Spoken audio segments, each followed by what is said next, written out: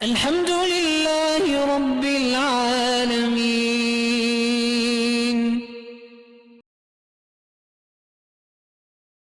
بیٹی کے شوہر کو زکوٰۃ دے سکتا ہوں، اگر وہ غریب ہے تو دے سکتے ہیں۔ دادا دادی نانا نانی کو زکوٰۃ بالکل نہیں دے سکتے۔ خدا کا کچھ اللہ سے شرم بھی کرو۔ ماں باپ کو بھی کوئی زکوٰۃ دیتا ہے؟ زکوٰۃ تو میل ہوتی ہے، ماں باپ کو میل کھلانا چاہتے ہو؟ باپ داداؤں اوپر تک زکوٰۃ نہیں دے سکتے۔ نانا نانی دادا دادی بیٹا بیٹی بیٹی کی بیٹی ان کو زکوٰۃ نہیں دے سکتے۔ بیوی کے ماں باپ کو زکوٰۃ، اس کے ماں باپ کو زکوٰۃ دے سکتے ہو، ساس سسر کو، لیکن یہ نیت نہ ہو کہ بیوی خوش ہو جائے۔ آج کل یہ بھی تو مسئلہ ہے نا، واقعی وہ غریب ہوں گے تو نا۔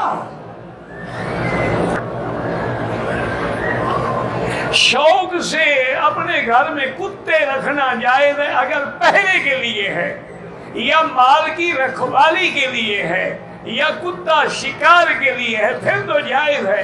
انگریزوں کو خوش کرنے کے لیے پپو رکھا ہوا ہے تو وہ ناجائز ہے۔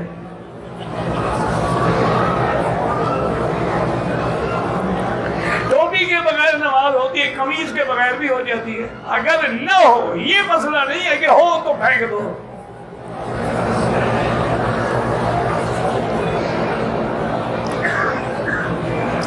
مشروط طلاق اگر واقع ہو تو ایک ہوگی انشاءاللہ۔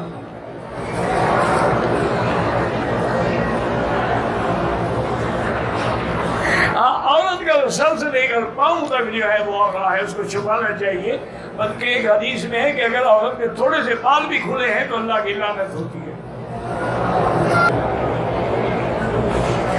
رمضان المبارک میں جو حافظ تراویح سناتے ہیں ان کو کپڑے شرط نہ کرو، ویسے تم ان کو کپڑے لے کے دو، پیسے دو خوشی سے، لیکن اگر وہ شرط کرے کہ میں تراویح پڑھاؤں گا لیکن 10,000 روپے لوں گا تو پھر کسی کی نماز ہی نہیں ہوتی۔